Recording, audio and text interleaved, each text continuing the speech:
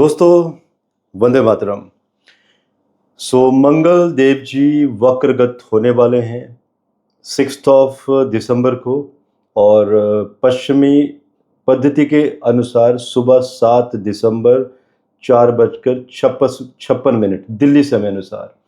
तो ये क्या इंडिकेशन देने वाले हैं भारत और विश्व के लिए, आज इसके ऊपर एक छोटा सा मैं एक विश्लेषण देना चाहता हूँ आप लोगों को। आपको याद होगा, जब भी मैंने मंगल के बारे में बात की है तो कहीं ना कहीं थोड़ा सा एक क्यूरियोसिटी और एक डर और कहीं ना कहीं एक टेंशन तो रहती है हर एक व्यक्ति में कि आखिर मंगल करने क्या वाले हैं, क्योंकि युद्ध का देवता भी कहा जाता है। जब भी मंगल का मान लीजिए को ट्रांजिट होगा, और सोचिए इस समय तो मंगल अपनी नीच राशिगत है, और नीच राशि में वक्री होने का मतलब है कि बहुत ज़्यादा पावर में आ जाना। और पावर मतलब मंगल का कार्य है युद्ध का उद्घोष। और जो कॉम्बिनेशन आने वाले हैं अभी नक्षत्रों के, जो ज्योतिष के स्टूडेंट्स हैं उनके लिए भी कुछ मैं एक गणना, जो कि मेरे गुरुजी श्री विपिन कपूर, जिनका फोटोग्राफ भी दिया हुआ है लेफ्ट साइड में आप देख सकते हैं। और समय समय पर जब भी मुझे ज़रूरत होती है तो कहीं ना कहीं गाइडलाइंस मिलती रहती है उनके द्वारा, और कुछ एक कंटेंट उनके द्वारा शेयर किया गया है जो कि भद्र बाहु संहिता से कुछ लाइनें निकाली गई हैं। तो उन्होंने मुझे काफ़ी हेल्प की है ये वीडियो बनाने में। तो शुरू करते हैं। देखिए, 7 दिसंबर 2024 को, जैसे कि मैंने कहा कि मंगल 4:56 पर, और वो भी पूर्वाषाढ़ा नक्षत्र में 17 जनवरी 2024 को उदय हुए थे। और अब देखिए ये जो समय आने वाला है, अब पुष्य नक्षत्र में वक्री होंगे। पुष्य नक्षत्र में वक्री होने का नारद संहिता में क्या प्रमाण दिया गया है कि मंगल अपने उदय नक्षत्र से 15वें या 16वें नक्षत्र पर अगर वक्री होता है तो उसे रुधिरानन नक्षत्र कहते हैं। और रुधिरानन का क्या तात्पर्य है? इस स्थिति में अकाल पड़ता है और जनता नए नए रोगों से पीड़ित होती है। देखिए, कोविड जैसी सिचुएशन से तो हम लोग परेशान हो ही चुके हैं बहुत बार। 3 बार इसकी वेव्स आई थी। और ऐसा तो नहीं कहूँगा मैं कि कोविड की तरह, लेकिन कुछ जो एनवायरमेंटल डिजीज होती है, इसी तरह का कोई रोग जो कि मस्तिष्क में एक्सट्रीम फीवर का देना, या लीवर संबंधित अचानक जनता को रोग होना, या पेट की समस्याएं। मंगल पित्त विकार बढ़ाते हैं, और जो लोग टॉक्सिक फूड ज़्यादा लेते हैं उनके लिए अचानक बड़े बड़े रोगों का आना, कैंसर जैसे जघन्य रोगों के जो केसेस हैं उनका अचानक बढ़ जाना। तो इस तरह की स्थिति दिखाई दे रही है। और कब से? 7 दिसंबर 2024 से इसकी शुरुआत होगी। और इसमें एक और परिमाण भी है नारद संहिता में कि यदि उदय नक्षत्र से 17वें या 18वें नक्षत्र पर मंगल वक्री हो जाए तो वह असी मूषल संज्ञक मंगल होता है। और इसके जो प्रमाण है, नारद संहिता में इसके बारे में लिखा हुआ है कि जो चोरी, डकैती, दंगे और जल प्रलय की घटनाएं घटाता है, और पूर्वाषाढ़ा से अगर पुष्य नक्षत्र तक अगर हम गिने तो 16वां नक्षत्र बनता है। और इस स्थिति में अकाल जनता को रोगों से पीड़ित, रुधिरानन यानी खून का खेल, खूनी खेल यानी दंगे, और युद्ध और परमाणु युद्ध के भी बनने के योग बनते हैं। और ये ऐसा नहीं है कि सिर्फ भारत की बात हो रही है, बल्कि भारत के साथ साथ पूरे विश्व की मैं बात कर रहा हूँ कि पूरे विश्व में ये हालात बनते हुए नजर आ रहे हैं। अब बात आती है कि मंगल उस समय जो कुंडली बन रही है 4:56 मॉर्निंग की, तो ये क्या बन रही है? तुला लगन निकल कर आ रहा है। और अगर हम भारत की कुंडली में, भारत का जो लगन है वो अष्टम घर में चला गया है। 8वां घर मतलब षड्यंत्रों का घर, कि भारत के अगेंस्ट जो सेंट्रल गवर्नमेंट है उसके अगेंस्ट कोई ना कोई षड्यंत्र रचे जाएंगे विदेशों के द्वारा, वेस्टर्न कंट्रीज के द्वारा। जिसमें कि अगर हम अपने राज्यों की भी बात करें तो उन कंट्रीज का कनेक्शन इन राज्यों के साथ होगा।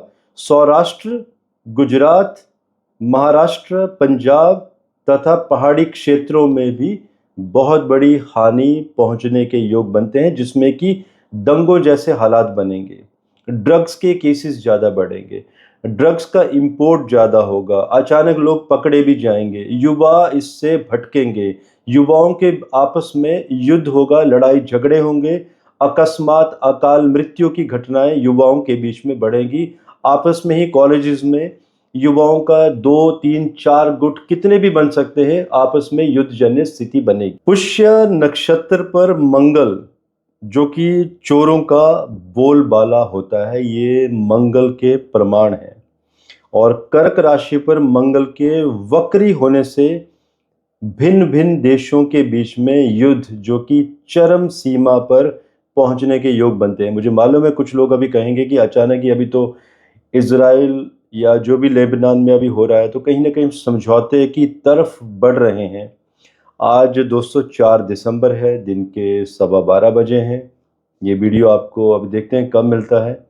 अब देखते जाइएगा कि 7 दिसंबर के बाद क्या क्या होने वाला है। अब भद्र वाहु संहिता के प्रमाण भी मैं देने जा रहा हूँ, जो मैंने कहा था कि मेरे गुरुजी श्री विपिन कपूर ने मुझे हेल्प की है। उन्होंने भद्रबाहु संहिता में प्रमाण निकला है कि ये जो मंगल है, जो ये स्थिति बन रही है इन नक्षत्रों पे, इसे लोहित वक्र भी कहा जाता है, जो कि देश में स्नेह खत्म करता है। देश मतलब अपना भी देश, और दूसरे देशों के बीच में जो समझौते हुए हैं उनमें कोई ना कोई कंफ्यूजन की स्थिति बनती है। जैसे आप सोचिए हमारे और कनाडा के बीच में क्या हुआ, क्योंकि अभी अगर मंगल की स्थिति अगर हम देखेंगे तो मंगल जा रहे हैं 10th हाउस में, जिस समय पे राइज हो रहे हैं भारतीय समय अनुसार। 10th हाउस में मंगल का चले जाना मतलब वो कार्य क्षेत्र है, जो सेंट्रल गवर्नमेंट है उसके लिए कोई नई नई मुसीबतों का खड़ा होना। और अगर हम नवमांश कुंडली में मंगल की स्थिति को देखें तो छठा घर शत्रुओं में, वो भी शत्रु क्षेत्री हो गए हैं कि शत्रु बढ़ेंगे, शत्रु छापामार युद्ध करेंगे और शत्रुओं से निपटने के लिए बहुत सारे प्रयास लगाने पड़ेंगे। लेकिन मंगल क्योंकि लगन को देख रहे हैं, तो मतलब कहीं ना कहीं राजा की विजय होती हुई दिखाई दे रही है। ये बात कर रहा हूं मैं सिर्फ भारत की। अब जिसमें कि स्नेह खत्म करने के साथ साथ दंगे भड़केंगे, और जिसमें कि बारिशों का कम होना या बारिशों से फसलों का बर्बाद होना, इस तरह से आगे योग बने हुए हैं।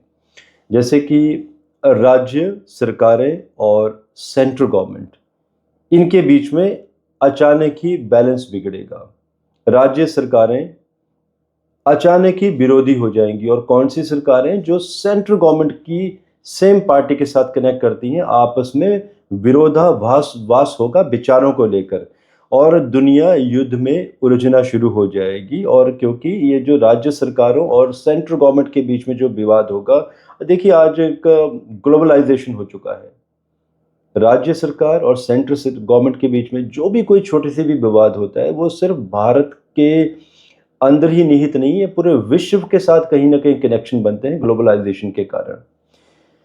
अब बात आती है मंगल की, जो कि 24 Feb 2025 को 7:32 मॉर्निंग समय पुनर्वसु नक्षत्र पर मार्गी होंगे।